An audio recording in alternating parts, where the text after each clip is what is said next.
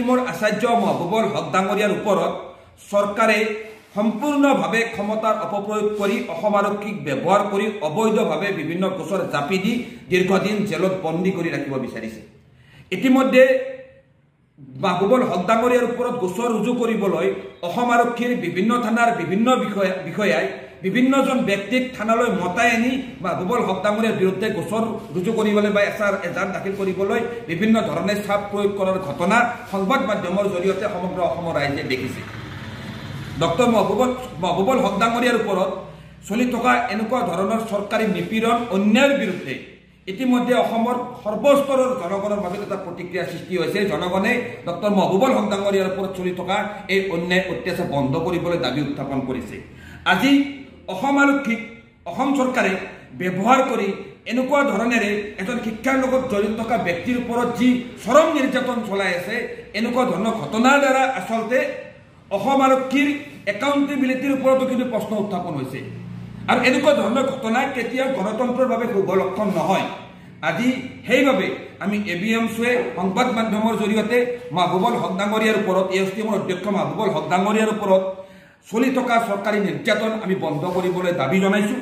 মহবুবুল হক ডাঙৰীয়াৰ ওপৰত যিসমূহ গোচৰ অবৈধভাৱে ৰুজু কৰা হৈছে সেই গোচৰসমূহ সম্পূৰ্ণভাৱে অসম আৰক্ষীক প্ৰত্যাহাৰ কৰিবলৈ আমি দাবী জনাইছোঁ। আৰু এনেকুৱা ধৰণেৰে গণতন্ত্ৰক ভৰিৰে মোহাৰি এজন ব্যক্তিৰ ওপৰত ৰাজনৈতিকভাৱে আক্ৰোশমূলকভাৱে কোনো ধৰণৰ চৰকাৰী নিৰ্যাতন চলোৱা ঘটনাৰ পৰা অসম চৰকাৰ তথা অসম আৰক্ষীক আঁতৰি থাকিবলৈ আমি ABMCয়ে দাবী উত্থাপন কৰিছোঁ। অসমৰ সৰ্বস্তৰৰ দল সংগঠন, সৰ্বস্তৰৰ বিদ্যত সমাজ, ছাত্ৰ ছাত্ৰী আটাইকে এইখিনি সময়ত ASTMৰ আচাৰ্য মহবুবুল হক ডাঙৰীয়াৰ কাষত থিয় দি এইখন দেশত গণতন্ত্ৰ ৰক্ষা কৰিবলৈ অন্যায়ৰ বিৰুদ্ধে ন্যায় প্ৰতিষ্ঠা কৰাৰ সংগ্ৰামখনত একেলগে আগবাঢ়ি যাবলৈ ABMCয়ে আহ্বান জনাইছে। ASTMৰ আচাৰ্য মহবুবুল হক ডাঙৰীয়াৰ ওপৰত চৰকাৰে সম্পূৰ্ণভাৱে ক্ষমতাৰ অপপ্ৰয়োগ কৰি অসম আৰক্ষীক ব্যৱহাৰ কৰি অবৈধভাৱে বিভিন্ন গোচৰ জাপি দি দীৰ্ঘদিন জেলত বন্দী কৰি ৰাখিব বিচাৰিছে। ইতিমধ্যে মহবুবুল হক ডাঙৰীয়াৰ ওপৰত গোচৰ ৰুজু কৰিবলৈ অসম আৰক্ষীৰ বিভিন্ন থানাৰ বিভিন্ন বিষয়াই বিভিন্নজন ব্যক্তিক থানালৈ মতাই আনি মহবুবুল হক ডাঙৰীয়াৰ বিৰুদ্ধে গোচৰ ৰুজু কৰিবলৈ বা এজাহাৰ দাখিল কৰিবলৈ বিভিন্ন ধৰণে চাপ প্ৰয়োগ কৰাৰ ঘটনা সংবাদ মাধ্যমৰ জৰিয়তে সমগ্ৰ অসমৰ ৰাইজে দেখিছে। ডক্টৰ মহবুবুল হক ডাঙৰীয়াৰ ওপৰত চলি থকা এনেকুৱা ধৰণৰ চৰকাৰী নিপীড়ন অন্যায়ৰ বিৰুদ্ধে ইতিমধ্যে অসমৰ সৰ্বস্তৰৰ জনগণৰ মাজত এটা প্ৰতিক্ৰিয়া সৃষ্টি হৈছে। জনগণে ডক্টৰ মহবুবুল হক ডাঙৰীয়াৰ ওপৰত চলি থকা এই অন্যায় অত্যাচাৰ বন্ধ কৰিবলৈ দাবী উত্থাপন কৰিছে।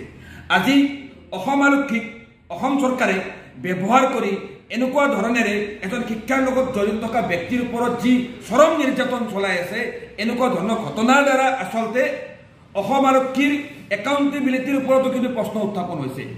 আৰু এনেকুৱা ধৰণৰ ঘটনা কেতিয়াও গণতন্ত্ৰৰ বাবে শুভ লক্ষণ নহয়।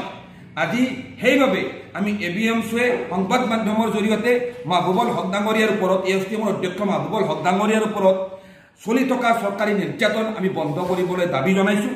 মহবুবুল হক ডাঙৰীয়াৰ ওপৰত যিসমূহ গোচৰ অবৈধভাৱে ৰুজু কৰা হৈছে সেই গোচৰসমূহ সম্পূৰ্ণভাৱে অসম আৰক্ষীক প্ৰত্যাহাৰ কৰিবলৈ আমি দাবী জনাইছোঁ। আৰু এনেকুৱা ধৰণেৰে গণতন্ত্ৰক ভৰিৰে মোহাৰি এজন ব্যক্তিৰ ওপৰত ৰাজনৈতিকভাৱে আক্ৰোশমূলকভাৱে কোনো ধৰণৰ চৰকাৰী নিৰ্যাতন চলোৱা ঘটনাৰ পৰা অসম চৰকাৰ তথা অসম আৰক্ষীক আঁতৰি থাকিবলৈ আমি ABMCয়ে দাবী উত্থাপন কৰিছোঁ। অসমৰ সৰ্বস্তৰৰ দল সংগঠন, সৰ্বস্তৰৰ বিদ্যত সমাজ, ছাত্ৰ ছাত্ৰী আটাইকে এইখিনি সময়ত ASTMৰ আচাৰ্য মহবুবুল হক ডাঙৰীয়াৰ কাষত থিয় দি এইখন দেশত গণতন্ত্ৰ ৰক্ষা কৰিবলৈ অন্যায়ৰ বিৰুদ্ধে ন্যায় প্ৰতিষ্ঠা কৰাৰ সংগ্ৰামখনত একেলগে আগবাঢ়ি যাবলৈ ABMCয়ে আহ্বান জনাইছে।